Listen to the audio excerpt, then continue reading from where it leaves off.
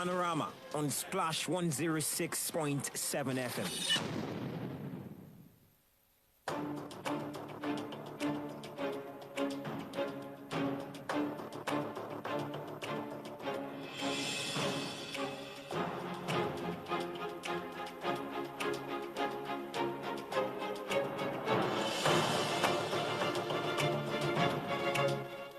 A minute past 8 o'clock this Tuesday morning on this dial 106.7 Splash FM. Good morning to you and yours.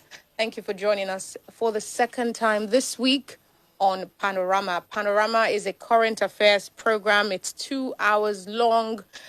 We start off with our issue of the day from now, 8 o'clock, till about 9. And from 9 to 10, we then break that off into newspaper review, where we go through the papers, we read the headlines out loud, and we have a public affairs analyst to provide some perspective to these stories. Of course, there's our social media channels for you as well to engage. We've got Facebook, WhatsApp, and Twitter. On Facebook, the handle is at Splash FM 106.7. For Twitter, it's at Splash FM 1067. And WhatsApp is 0817 555 1067. Thank you for joining us. My name is Lola Meduteni. Good morning to you. This morning I respected myself and didn't take that route yesterday. Right. I took the Ashero route this morning, and it was way better than what I experienced yesterday. But I don't know if that's the same across town. But schools have resumed, and the rain seemed to have also picked up some pace as well. Both are not a good combination, especially for those who leave home early. But we thank God for keeping us through another night, and we're here this morning on today's edition of Panorama. Thank you very much for joining us yesterday. Thank you for joining us today, and thank you for joining us even tomorrow. Yeah. We appreciate your support so much. Thank you. My name is Gbenga Gbesan. Welcome to Panorama today. Let me just chip in quickly that if you registered for your PVC last year, I hope you have gotten it. I hope you have gone to pick it up because it is definitely ready. And if you registered this year, I hope that when INEC starts to dispense the PVCs to those who registered, I hope you go get yours and not leave it lying there, because it is no use if you register and then you don't pick it up. And even if you pick it up, you don't use it. So please, I hope you complete the process, see it through to its very end, which will be next year at the polls. All right, then let's get on with our issue of the day. In this months-long wait before campaigns officially kick off, presidential candidates are making the rounds. Or in the case of the APC presidential flag bearer, their running mates are doing so in their stead. It was at one of such national tours that Kashim Shettima, the vice presidential candidate of the APC, made a reference to the late General Sani Abacha, a reference that set off a flurry of reactions. Although he was initially misquoted as speaking with admiration about Abacha's hospitality, he clarified in a series of tweets that, and I quote, "I did a rundown of our past president and played up the taciturnity and a dose of ruthlessness of a Sani Abacha to show we need strong men to deal with the non-state actors who have turned Nigeria into a vast killing field." Is that clarification any better? Was it a faux pas, a Freudian slip, or a deliberate statement not worthy of rancor? For our issue of the day, we ask, is Kashim Shettima's admiration of Abacha problematic? And we have in the studio with us none other than Gbenga Gbesan, who is a veteran broadcaster or journalist as well as a public affairs analyst. Good morning to you, Gigi. Well, morning, Lola. I thought you were going to put emphasis, the way Gbenga put emphasis on his own name, that it is Gbenga Gbesan. Okay, just well, like maybe you let's said, Gbenga do the honors. Let Gbenga do the honors. All right, we're glad to welcome this morning Gbenga Gbesan. Good morning to you. Thank you for joining us. It's a pleasure being with you. All right, then, Gigi. Let's begin by asking, do you belong in the camp of those who think that what Kashim Shettima said, or the reference, as he said, he actually did do a rundown of past presidents. He drew on the attributes of some of them, Obasanjo, did the same for Babangida before mentioning Sani Abacha. But the people who are reacting negatively to what he said seem to have a problem with his comparison to the taciturnity and ruthlessness of Sani Abacha. He said it would be in dealing with non-state actors, but people have found problems even with that. Do you have a problem with any reference whatsoever to Sani Abacha in a positive light or as something worthy of emulation, and why? I'm not sure it really painted that picture in a positive light. If in the context of what we are saying, he was referring to that he had taciturnity as well as a ruthlessness, that couldn't be positive in every way that you weigh the definitions of those two words. You could be taciturn, which means that you are almost an introvert, somebody that doesn't really get across in mixing easily with people, which characteristically is what Abacha was. If you happen to have some kind of experience in reporting in those periods that Abacha was. Abacha was a very aloof person. I remember vividly when Awolowo died, and I was at the kind of covering the death of Awolowo then, and he came to leading an official delegation of the federal government. I thought I could get an interview with him. And then normally what you do, sometimes you could be very audacious as young reporters. I thought I could just block his way and then throw the mic at him and get a kind of interview. But the kind of look he gave, I didn't need to be told to give way. I gave way when I looked at the very stern way he looked at me and said, "Look, young man." And you could also look at what really happened in 1993 in Lagos then, when the whole crisis of the June 12 erupted, and then there were lots of protests here and there that paralyzed the entire Lagos. And he told the then governor, Tedola, and said, "Look, I'm giving you 24 hours to bring these street demonstrations to an end. And if you couldn't do it, I'll have no other choice than to roll out the military tanks," which he did 24 hours after. And at the end of the day, of course, quite hundreds of people died. He couldn't have been referring to it in that context that all what we need would be a man who has no conscience, a man who thinks more in terms of brawn than in terms of brain. And therefore, that would be what can resolve some of the contradictions that Nigeria is going through. But again, look at the perspective of what he's saying and then put it in that context that when you have non-state actors threatening the viability or the existence of a state, you might need a strong person. But that, again, is misconstrual of how to really contend with the nature of people carrying arms against the state. It's like attempting to treat the symptom rather than the disease. So that's the problematic in this. Unfortunately, I think characteristically also, a lot of people who are making attempts to govern Nigeria are quite illiterate, very, very illiterate in terms of their depth of understanding of international issues, in terms of political issues, in terms of even the historical trajectories of the country they want to govern. We have had 15 different presidents for this country, and we had 8 of them come from the military. In terms of the military, we've never had that personalistic dictatorship. But what we had so far is just military dictatorship. With military dictatorship, meaning that you have group of military people taking government either through coup d'etat or by whatever means, and then trying to rule by committees, which was what we had. That's why you had the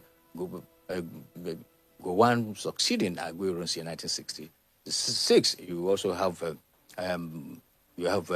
Murtala Mohammed succeeding Gowon in 1976, and then they move on.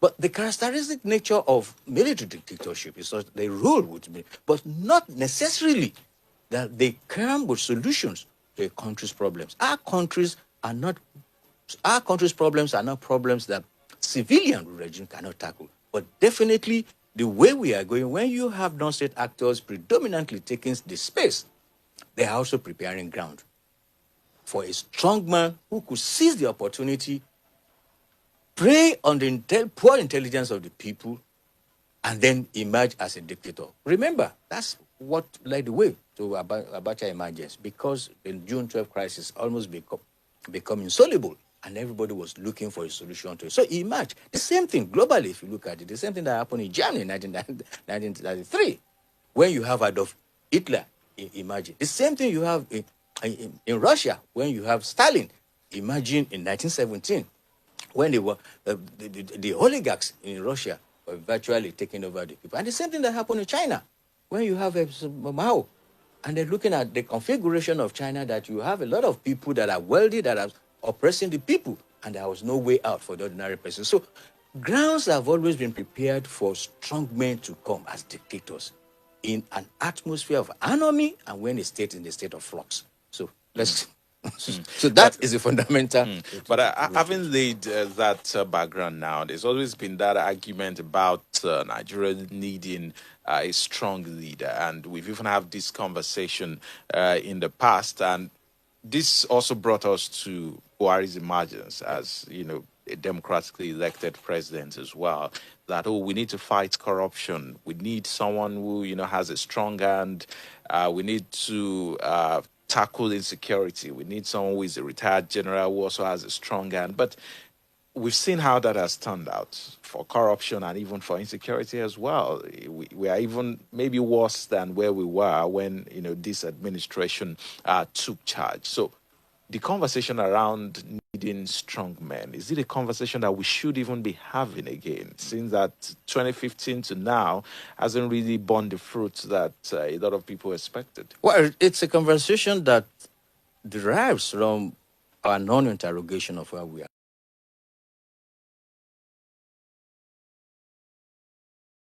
Poor or wrong history entirely. Now, when you tend to do some comparisons, and then that gives you a fair picture of to answer your question. As you remember, yesterday was the burial of the Queen. The Queen came in, ascended the throne at the age of 26, and then she ruled for 70 years. And there's the same age that the Queen ascended the throne at 26 was the same age that Awujale of Ijebu-Ode ascended the throne in Ijebu-Ode as the king of Ijebu-Ode.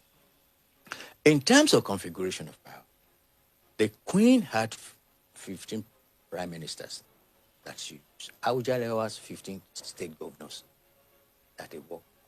In 70-year tenure of the King, not once was she embarrassed by the politicians, because she kept to the norms that govern the collective existence of Britain. She was in a corner, she respected that corner, she maintained the tradition of her office, and she kept to the oath of her office. But within that same period, small as that comparison is, we've had a Awujale that had serious issues with some governors, to the point of he's been threatened that he's going to be deposed. Now, the point is, those who begin to look at issues as if it is the person that makes a step. No, it is the structure and the system. So when you look at somebody that at the age of 26 controlled not just for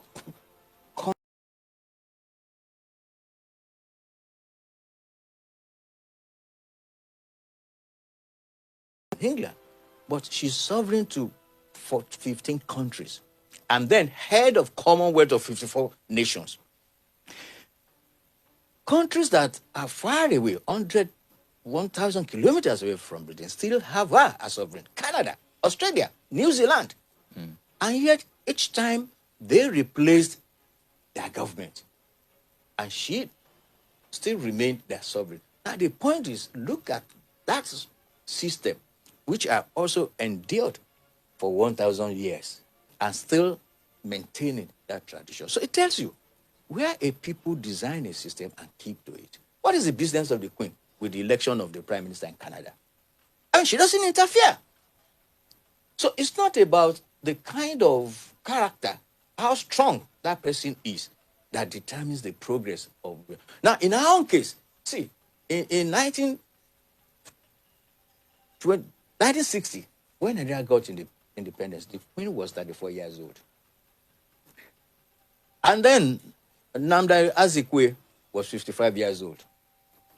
Awolowo was 50 years old. And then Ahmadu Bello was 49. Here is a young person of 34 giving us our independence, maintaining sovereignty over more than 15 countries, and still able to withhold them, gain their respect. And here we have people who are 15 and above and couldn't just hold one country together.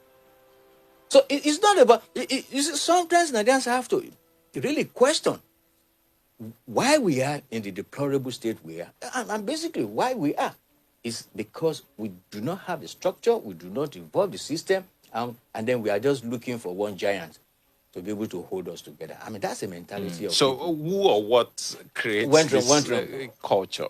Or how do we ensure that we engender this system and this culture? I think we've been going around in circles, and those circles, until we break that vicious circle, we are not going to get out. My position has always been that we need to seriously discuss Nigeria. Now, if you look at countries today, there are 22 countries in Africa which are under dictatorships. And some of them have had these pretensions, just like we're having, that things can work when you have a strong band there. Cameroon has had such an experience and is our next door neighbor. Cameroon has been under Paul Biya for close to 40 years now.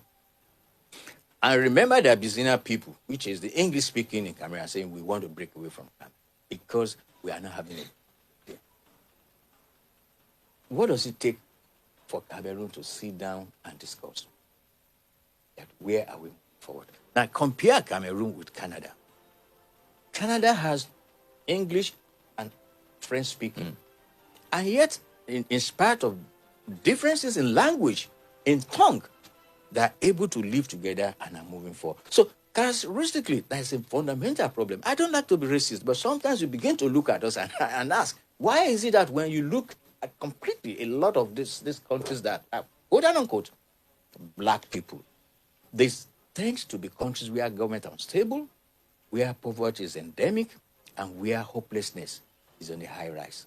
Now, you look at countries that have they seem to have a better understanding. It's not as if they don't have their problems, but they tend to live better together, respect the norms, have code of behavior for people in office, and able to hold themselves accountable. Why are we not? So it's really for us to sit down. I do not subscribe, I do not belong to that school of thought that keeps saying that it is because of our colonial history is why we are here. No, I think that's scapegoatism, and I don't share that thought completely. So I can tell you the reasons why I do get to that. All right. Context is important, and it's equally crucial to situate this conversation or this comparison to the late General Sani Abacha within what else was said. Now, as I said, he did a rundown of past leaders and their qualities that he thinks his principal has or Nigeria needs, because he said we need leaders with these qualities. Now, what are the qualities, by the way? Yeah, that's what I'm about to reel out. He referred to the work ethics and broad-mindedness of Obasanjo, saying we need leaders with such qualities. He said we need leaders with adroitness, situational pragmatism, the understanding of Nigerian sociology, and the Maradonic skills of Ibrahim Babangida.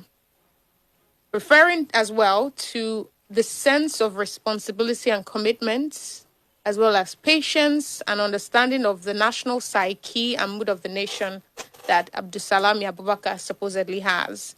And finally, of course, in applicable circumstances, that's how he put it, a dose of ruthlessness and taciturnity, like the late General Sani Abacha. Now, within this context, you see that he's drawing on what he thinks are positive attributes that each of these past leaders have, saying that Nigeria needs a mishmash of each of these attributes. And just last week, we had a discussion on the Crown's legacy in Africa, particularly Nigeria, and perhaps the hypocrisy and double standards in the perception of certain leaders, in spite of the questionable or checkered history they've had. You have leaders who have perhaps passively or actively been part of horrible things like genocide and killings, and yet there's this image or perception of them as the good guys, and then there's the one of others as the bad guys. Now, there are a lot of people who have issue with what Shetima say that overwhelmingly General Sani Abacha's history in Nigeria was horrible, given the political assassination, especially that he did, amongst many other atrocities. But there are those who say, that people are multifaceted, things are not black and white, and that each of these other leaders whose names were also mentioned are not completely, good guys. So within this context, is it safe to say, because like it or not, late General Sani Abacha is a part of Nigerian history. So is it safe to say that, or is it right to say that we should completely do away with him, good or bad, given that some feel the bad he did outweighed whatever perhaps little good or whatever positive things he did? Good or bad, leaders are part of a country's history. And such history demands to be preserved. One of the bad legacies that we have is we do not protect the history of the country. We do not protect the history of the leaders as well. But that's the first point of education for the generation to come to learn about who they are, where they are coming from, and what sort of leaders. And so, of course, it can be agreed that leadership is situational, and sometimes leaders are affected by the circumstances in which they hold office. But the fundamentals are unquestionable. Now, what gives you the right not to respect the sanctity of lives of the other person and just in a very brusque manner to take life at will? That cannot really be defined in the context of providing leadership for such a country. What gives you the right to close the window for people to ventilate their opinion on matters that concern their lives, their existence?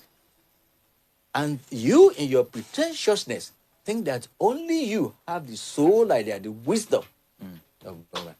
That can only be found in a leadership that's despotic and dictatorial. What gives you the right to say that a country is emerged in a problem? And the only way is to close that avenue for all of us to agree on the way forward. And then when you begin looking at the way of self-perpetuation, that easily cannot be defined. Now, the military, by nature and character, is a different institution when it comes to governance and power. And when you study the military, it's in rare circumstances that throw them forward for governance. But we must also not take them as the yardstick, as for us to begin to say that this is the way the governance goes. Gigi, please hold that thought. Okay. We'll pick up from there when we come back from this commercial break here on Panorama on Splash 106.7 FM. We'll be right back.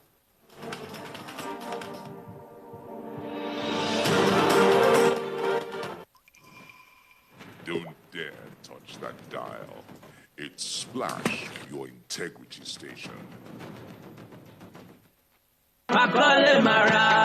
Gbogbo ọ̀nà irene níléeṣẹ́ àgbájọ Homes and Property Nigeria Limited àwọn ilẹ̀ wọn kọjá bẹ́ẹ̀ kẹ̀tíkẹ̀tí ló ń tà torí pé ó pọ̀ ju owó rẹ̀ lọ. Ilẹ̀ ìbára orílẹ̀ kọ́pàpẹ́ àgbòdo 200,000 ní tẹ́lẹ̀ báyìí lórí promo wọn 100,000 lẹ́sàn. Tẹ́sí mọ̀ ní pé iléeṣẹ́ àgbájọ kò ní jẹ́ ta ilẹ̀ inú igbó láéláé. Ilẹ̀ ń bẹ ní Ìdíòrì, Onígangan, Òṣèlẹ̀, kọ́pàpẹ́, Ṣòdẹ̀kẹ̀tìtò. Bẹ́ẹ̀ sì nílé oko wọn Igbóọrà, ìbára orílẹ̀, Ọ̀pẹ́jì 30,000 ní plọ̀tì kan. Bẹ́ẹ̀ bára plọ̀tì mẹ́ta ẹ gba ìdajì sí. Ó sì jẹ́ ékalẹ̀rà odidi lẹ́gbà sí. Táwọn tí ó bá yín gbìnrìn oko yín sì wà nílẹ̀. Àwọn kan náà ni wọ́n bá yín tà 39 NTA Road Ọ̀gbẹ́ Abẹ́òkúta 07044648338 07044648338. Ẹ jẹ́ ká gbé ìgbésẹ̀ àtẹ̀mí àti àwọn èsì kọ̀ọ̀kan kú. Ogúnjọ́ oṣù kẹsàn-án làǹfààní yóò parí o. Kọ́lé màrà lẹ̀.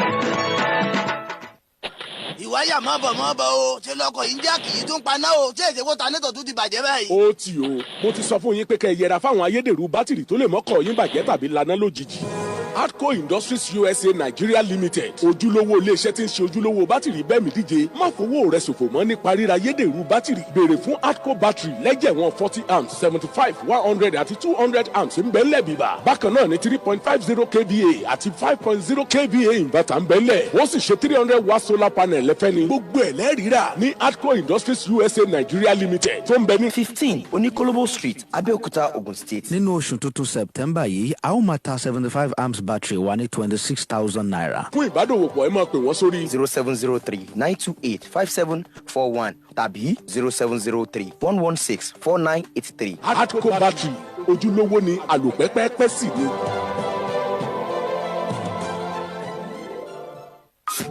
Ọ̀yá lágbolé aláyọ̀ nítorí pé eléyìí gangan dùn ní níléeṣẹ́ Affairs Estate and Homes Limited lórí àwọn ilẹ̀ wọn. Ilẹ̀ onígangan àti ilẹ̀ ìyànàgún pati rádà. 250,000 naira ní. Ilẹ̀ ń bẹ ní Òbúrò Àwòwò àti ẹ̀yìn Ecogas lólómore. Akíjọ́lélàlà Ládìrín extension. Bẹ́ẹ̀ sì ń lé oko wọn. Alábàtẹ̀rinlẹ̀ Ìṣìhún Mọ́lọ́gẹ̀dẹ̀ Kọ́bapẹ́ Ṣàgọ́ Orílẹ̀ Ọba dá oko pàkúté. 25,000 naira làwọn lẹ̀ yìí. Ẹ bára plot bẹ́ta ẹ láǹfààní sí ìdajì. Ó jẹ́ ékalẹ̀rà òdìlẹ́gbàsì àwọn onírà ti wà ńlẹ̀ tí wọ́n ṣe àlàyé tàbí báyìí rà lórí rẹ̀ tó bá ilé oko yín mu. 30 ilé ẹjọ́ lónìí bú Lagos Abẹ́òkúta expressway lọ́nà tó lọ sí Bíórì láfihàn Abẹ́òkúta Ogun State 08138454500 08138454500. Ọjọ́ kejìdínlógún oṣù kẹsàn-án ọdún yìí làǹfààní yìí yóò wà sópin. Mo ti dọ̀nílẹ̀ mo ti dà láyọ̀.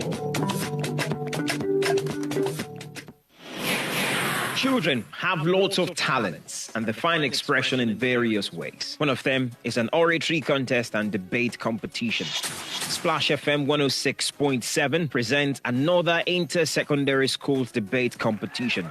Come experience the pure joy of seeing children from various schools battle it out for the ultimate prize. Preliminary rounds start on Monday, 26th September 2022 through Thursday, 29th September 2022.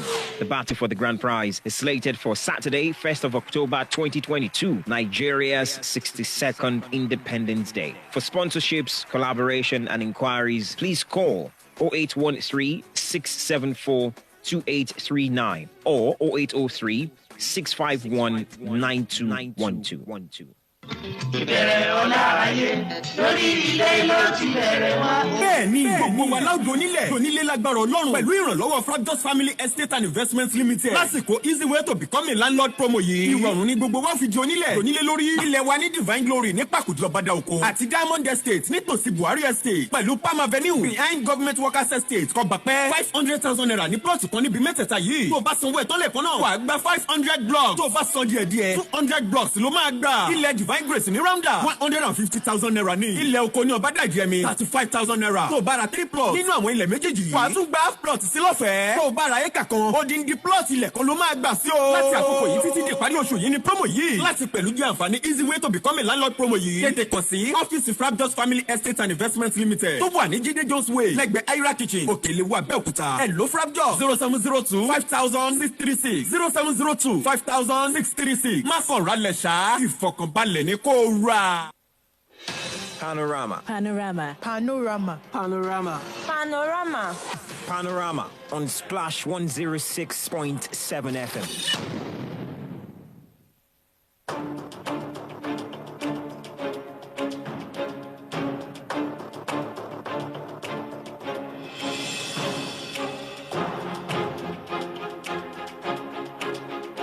Welcome back. It's Panorama on Splash 106.7 FM. I trust you're sending in your comments on WhatsApp, Facebook, and Twitter. Once again, WhatsApp number is 0817-555-1067. Facebook and Twitter, Splash FM 1067 is where you find us. So send in your comments there or your questions for our guests, Gbenga Gbesan, who is a public affairs analyst as well as a veteran journalist himself.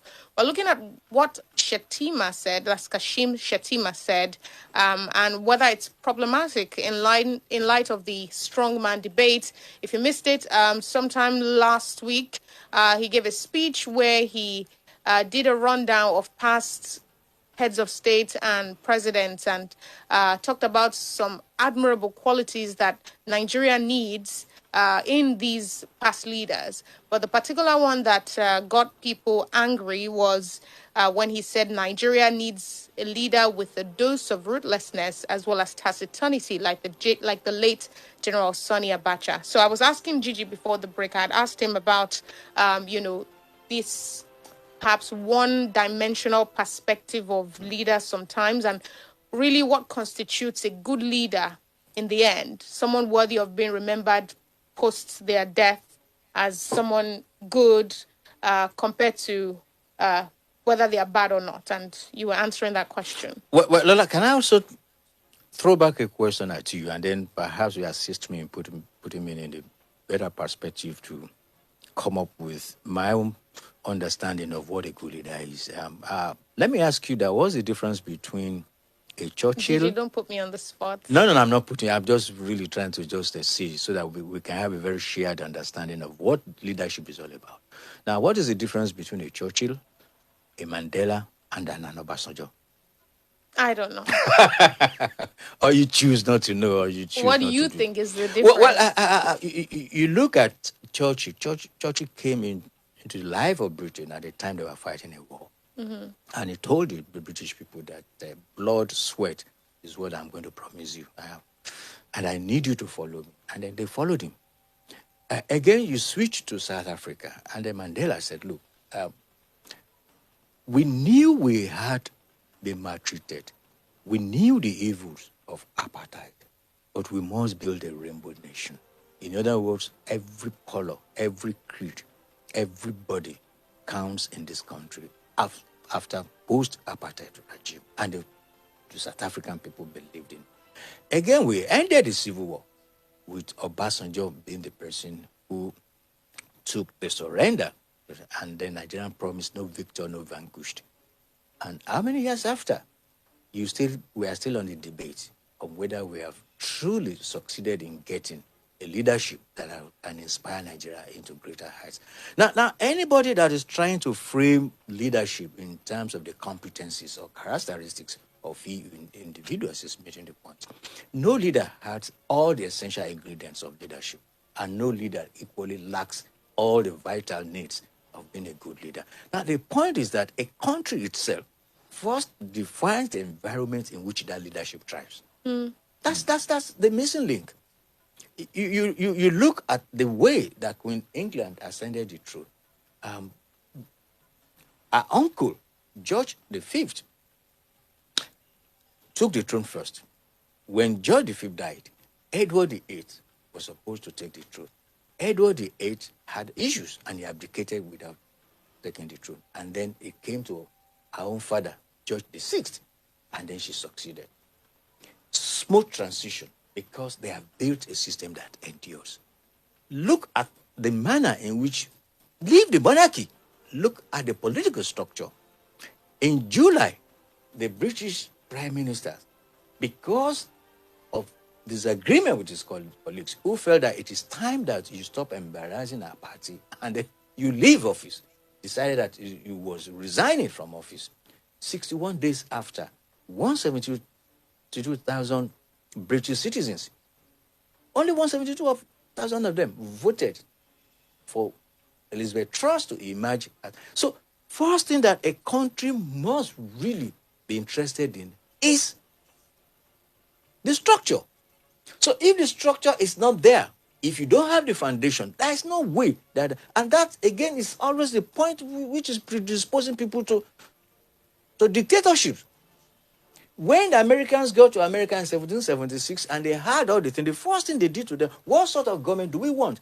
And when you look at Africa, the wave of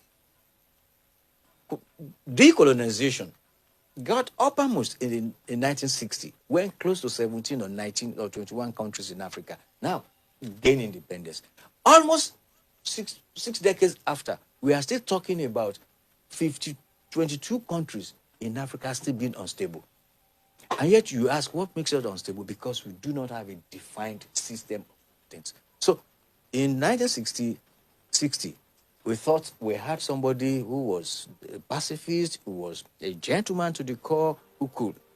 He's a builder in Tafawa Balewa. And then we thought, no, that's a weak leader that Nigeria didn't need. We moved on to the military. And by the way, do you know one common denominator to all these military people? All these military leaders, they started getting involved in the policy of this country at very tender age. And when I mean tender, I mean relatively, we are talking about people in their 20s and 30s, late 20s and 30s. The first time, Gowon was 32 when he was leader. Obasanjo left office at 42 or so. That's as head of state. And yet, you look at the nature of the problems. Our problems are virtually the same. Problems of nationhood. And so, if we fought the war, we couldn't build a nation after. If after 8 military heads of state, some of them, from all the characteristics that Shetima is making, and they couldn't build the nation, then how come that you don't want to have somebody that can come and superimpose the idea of nationhood into Nigeria? I really don't see that this is really happening. Do you think this is a peak or a glimpse of the kind of presidency the Tinubu-Shetima ticket will have should they win next year? I have very serious doubt about the way forward, which those... Well, virtually everyone today that whether 3-horse race or 4 or 10-horse race, I'm not sure what it's going to be, but I have my doubts about what is going to come after 2023, unless we are honest with ourselves to say, look, we need to interrogate where we are coming from. When you look at it, the Boko Haram itself, it's not just ideological or religious, it's also a kind of expression that things are not working well. Because why are they demanding Islamic State? In the East, IPOB is demanding a separatist country. In this West here, people are talking about Yoruba nation. So the basis on which we want to build a country, first and foremost, has to be established. And then all of us has to agree on common sovereignty, which is the basis of nationhood. So anyone that is coming that doesn't have that larger understanding, again, it's just a matter of status quo, is what we end up with at the end of the day. I have my doubts, seriously, because when you look at people like Shetima, Shetima was born in 1966. That was the outbreak of the violent eruptions that Nigeria started having in 1966, and then we had the military intervening. By the time his adulthood, which will give or take 23, when he finished university, we are practically under the military rule. By the time he's in his 40s, he's spent entirely all his life, working life, adult life, educational life, under the military. So it's understandable when you begin to have such millennial group of his generation whose only understanding of life and worldview are only under a military regime. So they have somehow shaped, their understanding of policy is shaped by that. So when you now take forward that what we had that led us into 1999 was Abacha itself. So we should be able to have an understanding and fair why the governors are behaving the way they are behaving. Unfortunately, it's not a matter of debriefing them, but we have to completely take the military psyche away from them. But how do we do it is the problematic that we have to go over. Before we get to the phone lines, in our prologue, we were also asking questions as regards, is it a case of pandering to, a section of the country? Because I'm not certain that the entire country sees some of these leaders in the same light. While some parts see them as, a leader, some parts, see them as someone who should not be touched with a very long, how do I put it now, with a very long rope. So is it a case of pandering to a particular section of the country that maybe sees some of these leaders, in very good light? That's on one hand. And also on another hand, is it worrying for you? We've had Shetima make some statements in the past. In the build-up to the primary of the APC, he made a statement about how nice men do not make good leaders. He also said that at this. He actually said that at this particular. And he went as far as saying speech. that nice men sell ice cream in reference to the VP. At that time was also trying to get the APC's ticket. At another forum, he also talked about how he would, his principal would tackle the economy based on his experience, and he would lead the armed forces, as a way to fight insecurity. So he's made some statements that many people have found concerning. So in your own, case, where do you stand? Well, can we take the first one first, whether we look at whether they are pandering to some sectional interest or so? Unfortunately, you have the metrics that you can look, that some of these issues don't determine where the voting or the political behavior, voting behavior of the Nigerian electorate. One of the things that you've heard so much about is that when somebody comes from area or where you have a leader, you can influence votes. Leaders are influence votes in this country. But the establishment determines largely, or can influence, let me say not determine, can influence the voting, where the voting goes. So, because when you look at the metrics of what has happened, there's always this assumption that because somebody is picked from this region or somebody has come from it doesn't really happen. In 1979, you had Alhaji Shehu Shagari coming from Sokoto, which is in the northwest. And then he picked Dr. Alex Ekweme, who is from the southeast. And so Shagari lost in northwest. Even though he won in Sokoto, he lost in northwest to Aminu Kano. He lost in southeast to Zik. In 1999, Obasanjo picked from Atiku. Thinking that he's a very strong man. Moved to 2007, which was Yaradua, which there wasn't much enough data to really determine that. But moved to 2011, when you have Jonathan. Jonathan picked Nnamdi Sambo from Kaduna, which is also in the northwest. It lost to Buhari. And all the serial elections that Buhari conducted, 2003, 2007, 2011, before 2015, he picked first and he picked the first two from southeast, Okadegbo, and the way you made Zioke. It lost gallantly in all those elections. When he picked up from southwest, thinking that Pastor Bakari, he lost again. So this means we must explode it. But there are a number of factors, metrics that determine voting behavior of Nigerians, which we can see. But that will take us a very long time to be able to say. Now, the other side is this issue when we begin to interrogate it, that how do we, this kind of leadership, we failed practically because we didn't really have the foundation to build on. How do you have a country in which every successful leader tries only to achieve its own goal? It's what he determines, what that leader determines to be the needs of the country, not what we, the people of the determine that they are our needs.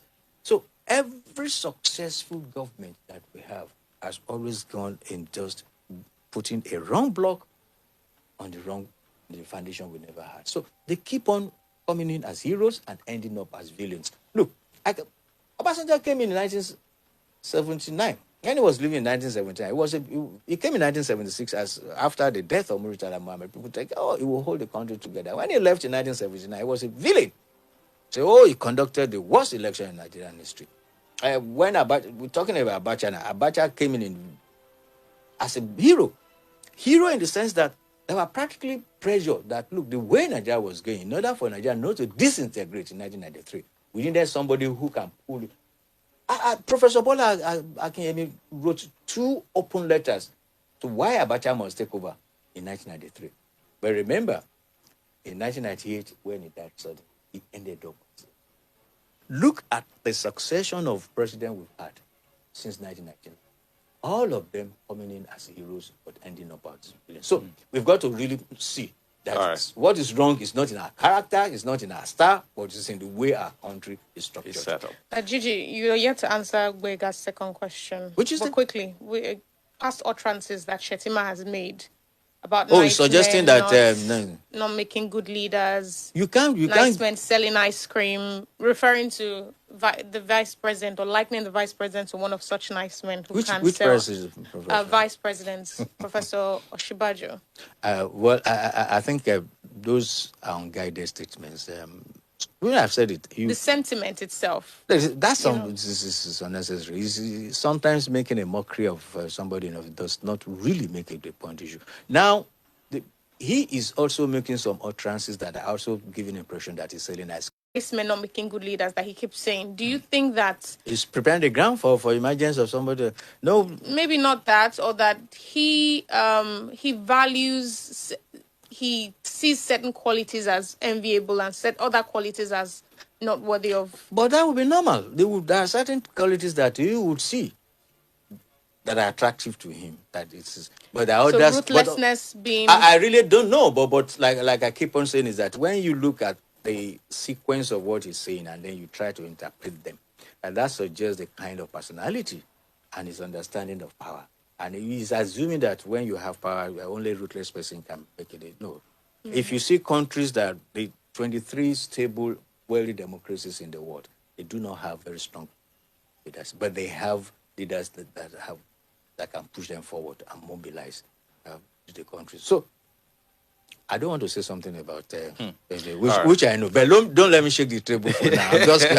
Shettima is not somebody that when he speaks, I just laugh. Well, I think the appropriate time I'll come out publicly. Right. He's the one under the spotlight today. We're examining his statements last week or his utterances and whether they are indeed problematic. Hello, good morning. Hello, good morning. Good morning to you. What is your name? My name is Kuliashimi. Good morning. Go ahead, please. Yes. Now, concerning the statement made by Shettima, I think we should situate it in this way. In a country where you don't, that is taken from the last part of Gigi's statement. You see, in a country where you don't have strong institutions, you need strong men. The desirable thing is that you should have strong institutions. And there is no way you look at it. Every single individual have their own good qualities, irrespective of how we perceive them. If Adolf Hitler, despite all the evil, if he is dissected, his character, you ask yourself, how come he was able to rally everybody or the Germans to do his bidding? So if I am going to extol the virtues of Adolf Hitler, I'll say he has the oratorial power to be able to rally people to do that. But if I put that oratorial power in the minds or in the heart of a person who is good-minded, so to say, he is able to then rally everybody to do good. So I don't think there's a problem with what Shettima said. He is bringing out what he sees as the strong point in the individual character, not that he is even extolling them as, overall good people, but there are certain aspects of each individual character. You recall that several years back, a pastor somewhere in East Africa and another one in Canada, they were able to rally the members of their church to kill themselves because they want to go to heaven. So there are so many things. This act is evil, but in the hands of somebody who is good-minded, it's something very worthwhile. So I don't think there's anything wrong. But I think everybody, particularly the press or some section of the press, are not presenting issues holistically. Right. And some people are beginning to act like they are in the opposition to whoever, either Obio, they choose their place, or to Atiku or to Tinubu, depending on where they lean. That's how they interpret issues, and it's not supposed to be. Thank you very much. Thank you very much, Dr. Kuliashimi, for your contribution. Phone lines are now open for contributions. 0817-444-1067, 0704-400-1067, 0817-555-1067. Good morning. Talk to us. Nicholas, good morning. Good morning, Nicholas. There was nothing generous about the waste under Gowon. In fact, Fela sang about it. And Babatunde Joseph, one of the pioneers of journalism, wrote an article called Darkness Visible. There was nothing Maradonic about Babangida, who instituted corruption and signed Nigeria into the OIC. There was no sense of responsibility with the killing of Sawiwa. There was no hospitality with the disappearances of most Nigerian lives under Abacha. Anybody who was alive and lived through those years of those men, we only have sympathy, tears, and prayers for Shetima. On scapegoatism, Gigi, I would like to disagree with you. Gigi, there was a particular problem Africa suffered that no other continent suffered. Gigi, in 1885, there was a Berlin conference when Europe decided that to stop their own wars and have peace, they had to share Africa. And in 1914, Africa was partitioned. And if you are in Nigeria, in the colonies of the Queen, if you are in either India, Australia, or in Nigeria, if you were from the part that the crown gave power, even if you are not the most competent part of those states, you can have nice words for the crown. But if you are from the part like Uju Anya came from, where people were being sodomized, massacred, and betrayed, and her mother, even in Trinidad and Tobago, was also being enslaved. Nicholas, please wrap up your thoughts. For the crown. Lola, thank you. Have a nice day. Thank you, Nicholas. Have a nice day yourself. We can take one more call before we have to go on a commercial break. 0704 400 1067. Good morning. What's your name? Hello. Good morning. You're on to Splash. What's your name? Good morning. I'm Oladile calling from Abeokuta. You have a minute. Go ahead. Straight to the point. I just want to ask Gigi, what is the way out? How do we look for those leaders that could actually push this country to the Eldorado income? You see what I mean? We cannot even see it in their faces. We don't know their heart. So just enlighten me. How do we search for them, Gigi? Thank you very much. You said, Dr. Ashimi said, in the absence of strong institutions, people look to strong men. So who is a strong man? You answer that when we come back from this break. In the meantime, send in your comments to Facebook, Twitter, and WhatsApp. They'll be read out after this commercial break. We'll be right back.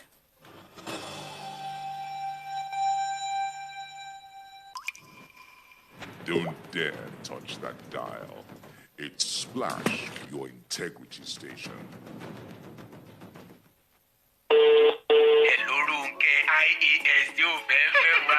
Mr. Benson. Ṣé bẹ́ẹ̀ ṣe pè mí tún láìpẹ́ yìí ni? Òórùn kẹjọ ṣe tèmi. Má tọ́jú ẹ̀. Mr. Benson, ẹ dúró ná. Níbo gan-an ni lẹ́yìn wá? Ilẹ̀kẹ̀. Wo Ọlọ́run á ṣe jàre.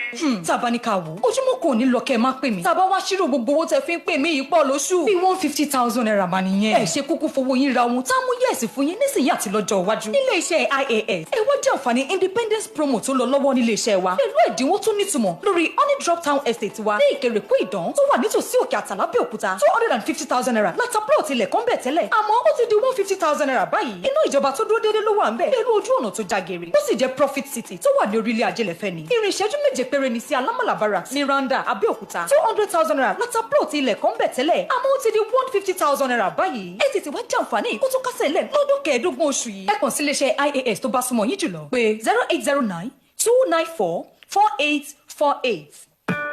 Every better parent dey give them pikin quality education to get knowledge and wisdom with tanda. Ìdí rèé tí gbogbo òbí ṣe mú àwọn ọmọ wọn lọ sí Wisdom Academy fún ojúlówó ẹ̀kọ́ tó perégedé. Children schooling at Wisdom Academy are the pride of their parents. At Wisdom Academy, we offer quality and affordable crèche, nursery and primary education. Our vision is to raise a new generation of God-fearing leaders through Christ-centered educational curriculum. Wisdom Academy is situated at 15 Presidential Boulevard by Kuto Flyover, Abeokuta, Ogun State. Admission is ongoing with special discount offer to the first 50 pupils and family with at least 3 children enrolled with us. Bring your child. Enjoy the services of our dedicated staff.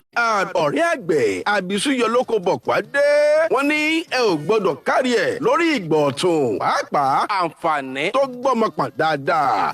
Ilẹ̀ oko mo lọ́gẹ̀dẹ̀ orílẹ̀ ìlúgùn Ọlọ́run dá 25,000 ní plọ̀tì báyìí. Ẹ ra plọ̀tì mẹ́ta kẹ́ ẹ gba ìdajì sí i. Bó sì jẹ́ éèkà lẹ́ra ẹ gba plọ̀tì kan sí i. Ilẹ̀ àgbẹ̀ Kọ́bápá Alábàtà Ọ̀pẹ́jì 30,000 per plot. Bẹ́ẹ̀ bá ra plọ̀tì mẹ́ta ìdajì lẹ́gbà sí i. Bó sì jẹ́ ékalẹ́ra ẹ ó gbòdìdì kan sí i. Àwọn onírà ti wà ńlẹ̀ láti ra èrè oko yín. 39 NTA Road Ọ̀gbẹ̀ Abẹ́òkúta 08033706236 08033706236. ABR ọ̀rẹ́ àgbẹ̀ abisuyọ lóko pọ̀kọ̀ ìgbọ̀tún fáwọn àgbẹ̀. Ogúnjọ́ oṣù kẹsàn-án làǹfààní yìí ó parí o.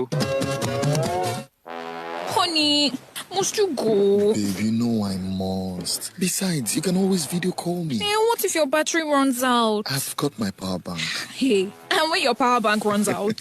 Babe, I've got my laptop. Okay, wait. What if your data runs out? Babe. It's video calling all the way. Airtel, the smartphone network.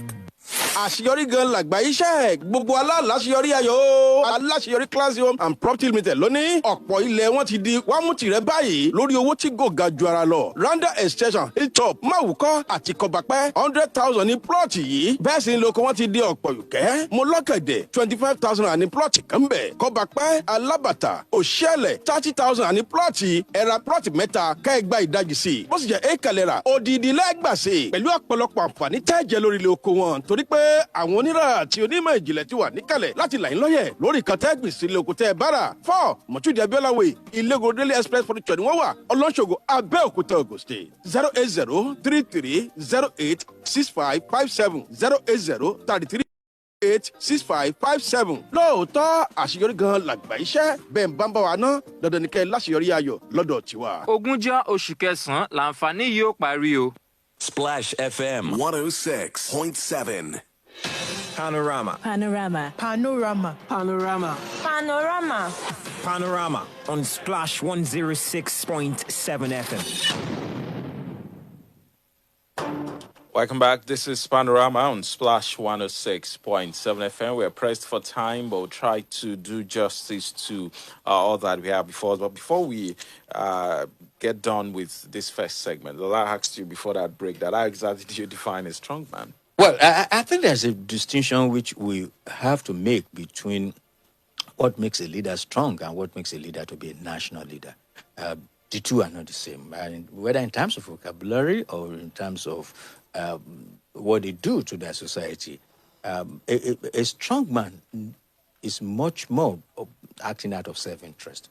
But when you have a national leader, yes, the country can have some big challenges which will require a national leader, which will now rally around the people and then provide them the leadership. That's the difference between what I asked Lola in the first instance, the difference between the Winston Churchill and Mandela and Obasanjo. Those two were national leaders because at a time of crisis in their countries, they rose up, they sacrificed themselves, and then they projected the way forward for the country. But here we had a leader that was acted much more in self-interest than Obasanjo had every opportunity to reform Nigeria, to put Nigeria on the path which we are all desiring, which the path of making Nigeria a nation. But we never did. So that characteristics well defined. And when you look at history, countries that started with this notion of we need clearly strong leaders, they ended up as miserable nations. Down on the development indicators, every HID. Go and look at them.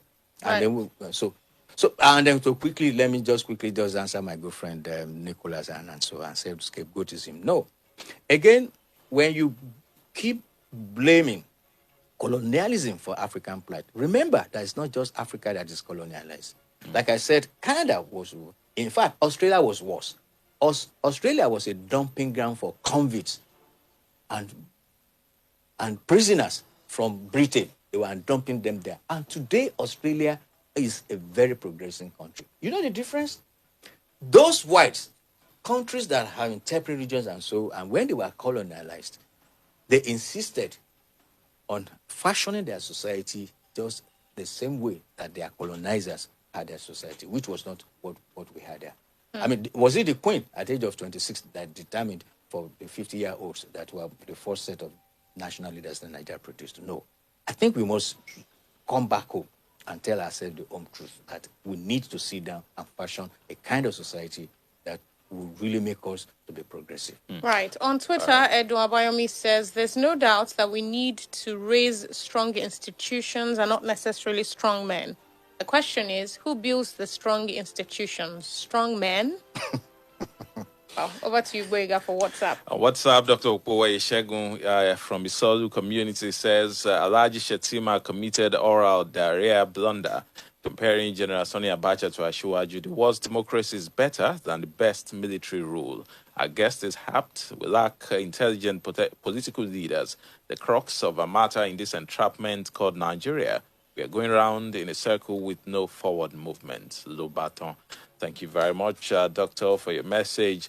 Surakat Abdulhamid Abiodun says, during the ruthlessness of Abacha, what was the gain of the country as we speak? And now in a democratic setting, someone's still talking about being ruthless. Then we must investigate Shetima's statements, and Nigerians must beware of another Abacha regime. Let the demarketing of Emilokon continue. Please kindly inform authority of the bad portion of road at Pepsi Quarry Road. Thank you and do have a nice day. I think every day we're inundated with the issue of potholes on our roads, and it's becoming too much. I just hope that government will do the needful, because a day does not pass on this program that we do not have people talking about one pothole somewhere or the other, especially within the Abeokuta metropolis. But let's get to the other messages now. Adedayo Ayorin, the Adidas, says it is unfortunate that there is no structure in this country around which some Nigerians can define their humanity or citizenship. Because of the absence of the structure, they pay undue attention to individual who only pretends to protect their interest and wound their interest at the end of the day. It is better that we get it right now. Olajuel, I want to agree with your guest that we are not yet serious about nationhood until we come together and decide how we want to inculcate our differences into governance so as to engender unity, fairness, justice, and respect for the different ethnic nationalities that make up this country. Political leaders and we, the followership, should come together and chart a new and better way for ourselves. Our constitution should be overhauled, and also we should restructure to build strong institutions in all facets of our government and nation. Good morning to you all. Good morning to you too. Nicholas said the structure and leader both have a role to play. We cannot undermine Akuyili's vibrance when she was in NAFDAC, Dr. Olikoye Ekuti's humanity when he was Minister of Health. Even in soccer, Gbenga knows the difference in Manchester United when Roy Keane was captain and when Harry Maguire was captain. It is the leader that we vivify the structure. That's coming from Nicholas. Well, I do know the difference. Dr. Dele Akimbode says, good morning, Splash. I perceived that Lola wanted the guests to condemn Shetima at all costs, and then he puts a laugh emoji. Other people's statements can easily be interpreted along the mindset of the interpreter. I want to plead with the media to have clear and unbiased minds about issues to facilitate in-depth and objective discourse. Thanks for the good job and do have a great day. That's from Dr. Dede Kimbode. Well, Lola will respond. Good morning on Panorama. I want to appreciate Gigi's analysis this morning as usual. However, I want to observe that each of our past leaders have their areas of strength and areas of weakness. And depending on a number of factors, judging which of the strength and weakness outweighs the other will always remain subjective.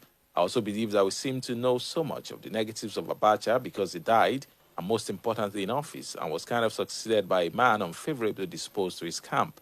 Other past leaders, except Balewa and Muritala, lived enough to cover their tracks, entrench themselves, and remain relevant after leaving office. Only God could reveal to us what some of them did that will make us judge them to be worse than Abacha.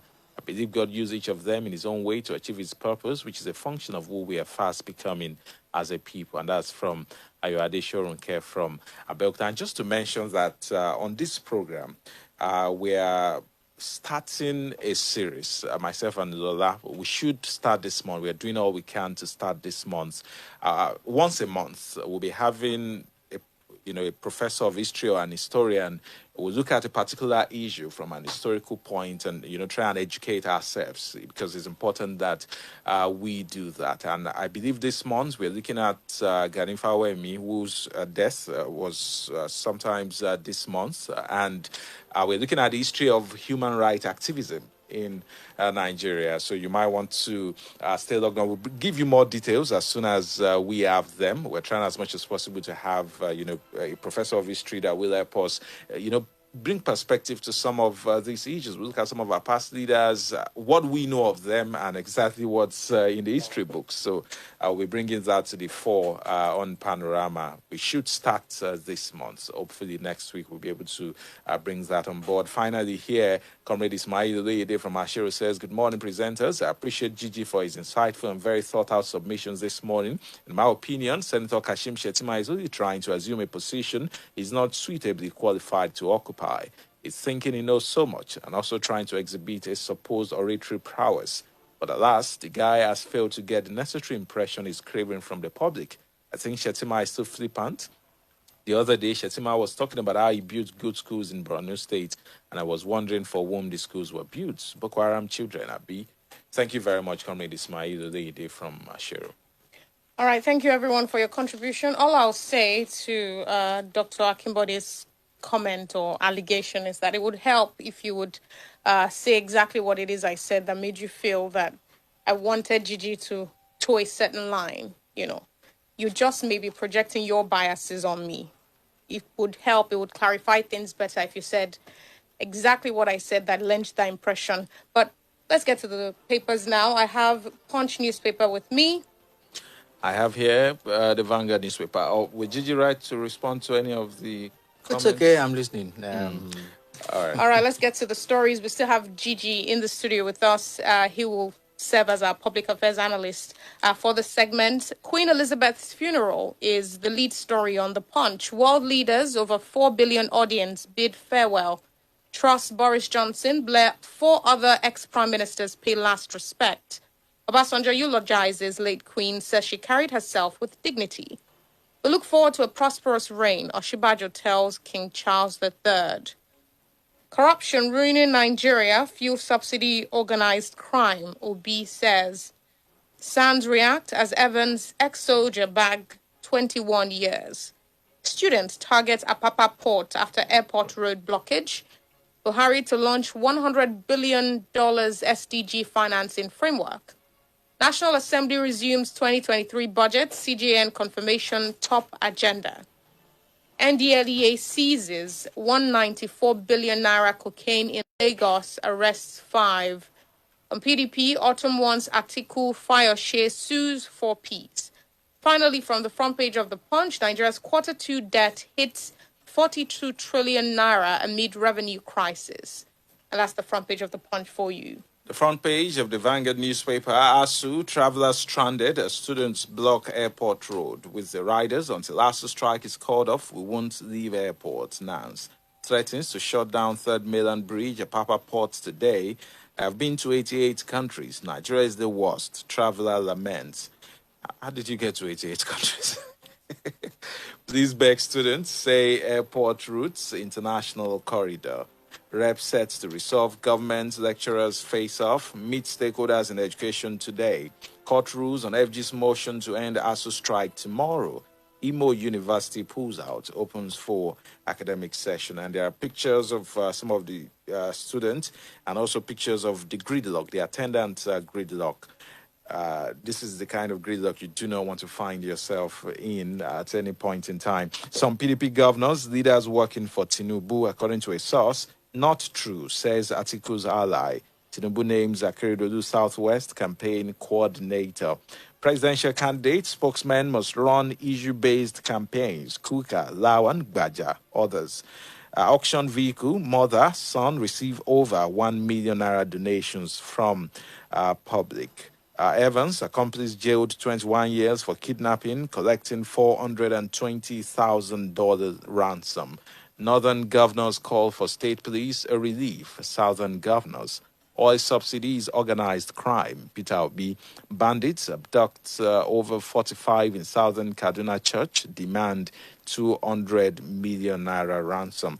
And there's a story I also think is worthy of mention. Didn't make it to the front page here, but the NDA made a seizure like has not been done in this country before. It was on the front page of The Punch. Oh, okay. All right. So let's get to some of the details. NANS, took their protest. Last week, we saw them blocking the Lagos-Ibadan Expressway at different points, on different days. But now they took it to the airports. Many have said, well, they're fighting for their rights. They're aggrieved. Some have said, well, this is not the way to go. But how else do you think the students can press on their demands? I doubt if there's any other way for them other than exerting themselves on the streets and drawing attention to what has become a very sore point. But my worry has always been whether it's going to resolve the issues that they're really protesting about. And I've said this quite a number of places, that the first thing I think ought to have been done would have been to transfer those who are in 400 level and 500 level to those institutions that are still operating in Nigeria, particularly private universities, so they can complete their academic pursuits. That's almost about 2 years, and that can also be done when the government decides to put a bill to the National Assembly to say for, because that's a huge thing to have closely for the three institutions of transferring their final years. Because there's not going to be resolution of this problem soon. Since 1999, ASU has gone on strike 17 times. This won't be the longest time they will be going on strike. I think they've done nine months stretch, and then the war didn't collapse. But the issue of revitalization of Nigerian universities is not an issue that can have a quick fix. There's no way. When you look at the metrics in terms of budgetary allocations, chances of the universities being revitalized are very, very slim. Because if you look at the budget of the country from 2016, 2017, 2018, 2019, 2020 to 2021, education has been receiving more than defense in terms of budgetary provisions. Education has been receiving more than health. Education has received as much as 7% of the budget of the country. For those years, remember, we are also talking about years in which we have insecurity as a major challenge. So they have been receiving 7%.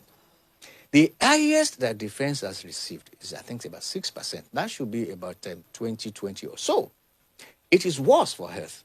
Health has never made 5% of budgetary outlay in this country. But again, that's not justifying our not paying attention to higher education. But the same problem is, how do we pay attention to higher education when we have our back to the wall, when our philosophy, when our policies are quite wrong? The federal government alone, in Federal Ministry of Education, they have close to 200 different institutions in which the federal government is funding. And when they put the budget of the Federal Ministry of Education, universities are taking 44% of the budget. 44%. When you also look at the universities on the side of their budget, 96% of their funds is going to personnel costs. 96%. So even if we decide now that we are going to give 1.5 trillion, which is what ASU is asking for revitalization, the highest that will go to some universities, for instance, the highest will go to Ahmadu Bello. Ahmadu Bello will take 6% of that 1.5 trillion, and that's about 91 billion. So if it takes 91 billion, and the federal government says, look, you see, since we are giving you this fund, we are not going to give you any other budget. Run, pay your salaries and everything.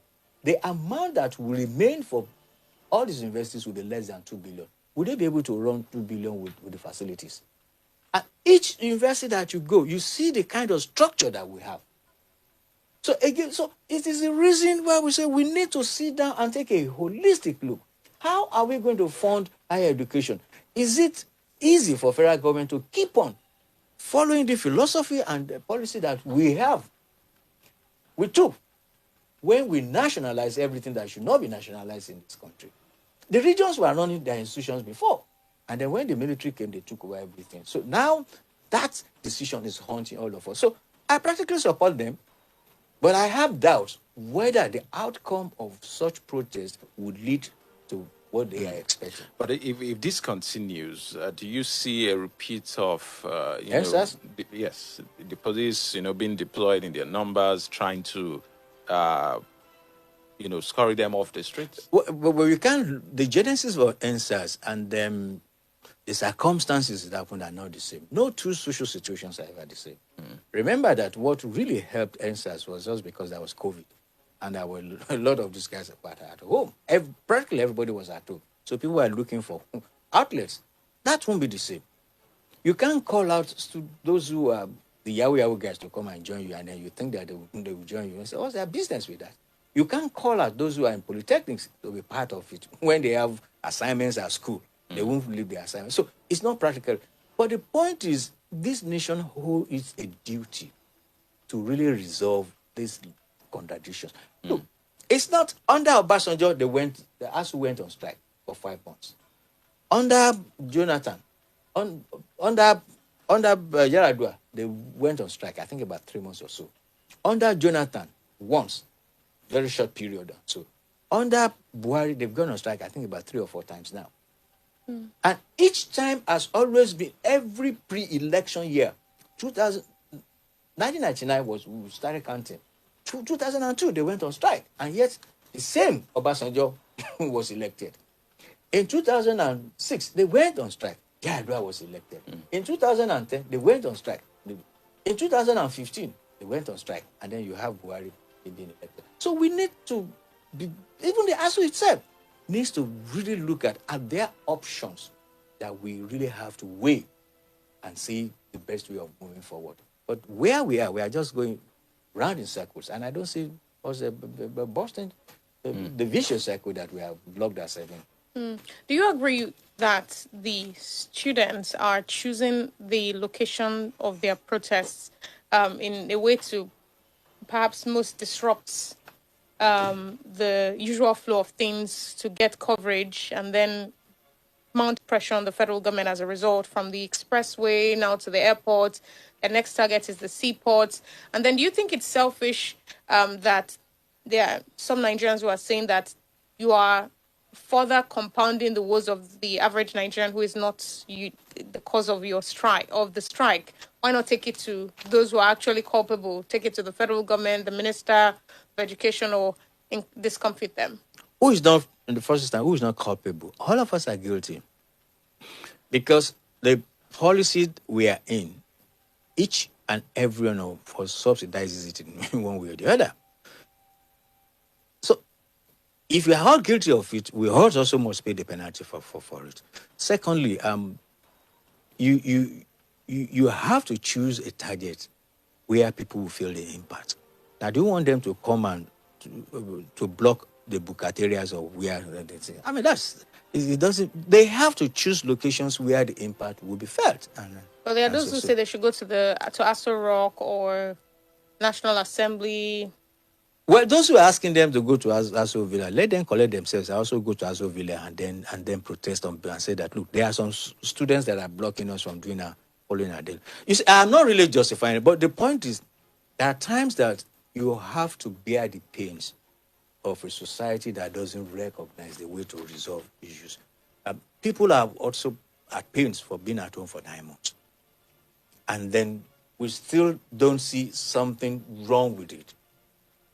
And so the slightest disruption we have in our own lives, we feel the impact. Well, it's vicarious liability when you begin to go around in a country that is not decisive on issues we can reach decisions on. I think the most important thing is for us to reach decisions about how we want to run education.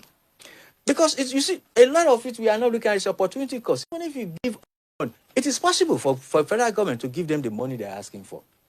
And when they want to give to them, all of us will be given tax to pay. It's not a matter of choice. It's because people do not know how to use the democratic system. What the president needs to do is to open it for discussion. They're asking for 1.5 trillion naira. We need to fund education well. Therefore, we need to provide this special tax that will be for education. He will provide it outside the national budget. He will not present it to the National Assembly. They are the people's representatives. He will also outline the sources that for every SIM card owner, what we are going to do for this special university tax is we are going to levy you 1,000 naira. For every digital user, you are going to pay because it's easier to collect. Such a tax is called hypothecated tax. So for specific purpose to be used for specific. And once you now pay that tax, they give it to the university. But the point I keep on making is when you even fund an university adequately, from what the data are saying, would that funding result in highly qualitative, higher educational system in Nigeria? I don't have answer to that. All right, let's touch on this story now. This is from the Punch's website. Didn't make it to the actual paper, but it's on the website. Federal government will review minimum wage, says Ngigi. The federal government on Monday said there are plans to increase the 30,000 naira minimum wage in light of inflation raving the world. The inflation is worldwide, the minister said. We shall adjust the minimum wage in conformity with what is happening now. The 2019 Minimum Wage Act has a new clause for review. The adjustment has started with the Academic Staff Union of University, given how long it took to even get the 30,000 naira minimum wage adopted. And even as we speak, there are several states in Nigeria that are not, well, Ogun State happens to be one of those that have implemented it, well, according to reports, but there are several states that have not implemented even the 30,000 naira minimum wage. So what are your thoughts? Thou shalt not speak evil, and thou shalt not really think evil. I really don't want to talk evil or think evil. But basically, somebody's just deceiving themselves. Some people. Only those who choose to be deceived who tend to feel that there's going to be any positive outcome, even if the minimum wage were to be reviewed. Make it 3 times over. It's not really going to give the average wage earner the living wage or the living existence such a person deserves. What will give them a living wage? First, we really have to review completely the basic needs and define the minimum threshold of standards of living for an average Nigerian.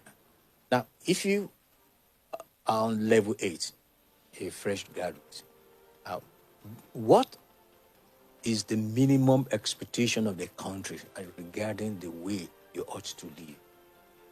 It is based on that would configure what the basic services that you require. The prices those services are being delivered, and then we figure out that how much it will require for you to exist. Again, it's also not, we can't have a universal wage. When you have a universal wage, you are not taking into consideration the comparative advantages and disadvantages of states, of local governments. Life is not the same in Lagos as in Abeokuta here. And life is not the same in Abeokuta as in Abuja. But somebody that has it, when you have a universal wage and say 30,000 minimum, and that is pegged for certain people, you are almost also saying that the same situation prevails in all those places. So that won't work. Importantly also, we have to look at the basic services and the price. How much does housing go?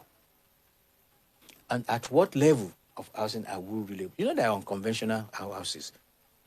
When you now begin to have somebody that has 2 kids, with 3 kids, what sort of housing are we talking about and what neighborhood? So what should be? So a lot of these factors, I think that we should really be concentrating attention on before fixing just the paper money. Now, the paper money doesn't go into buying the kind of services and goods that you need. And that's the problem we have. Importantly, we also have to look at capacity to pay. Because when you said a minimum wage, in which, just like you said, I'm not sure we have 21 states that are paying the current. And the current one was fixed how long ago? And see, it's been at least 2 years, I think. More than 2 years. More than 2 years. And what even happens most time is, even the states that are implementing, they pay the minimum and then they negotiate the consequential adjustment. So we have a major problem, and it is the reason why productivity is extremely low in this country. Extremely low. But there's no denying that there's inflation. Oh, look, everybody's been beaten by it. But the way of also fighting the inflation is not by just raising the paper money.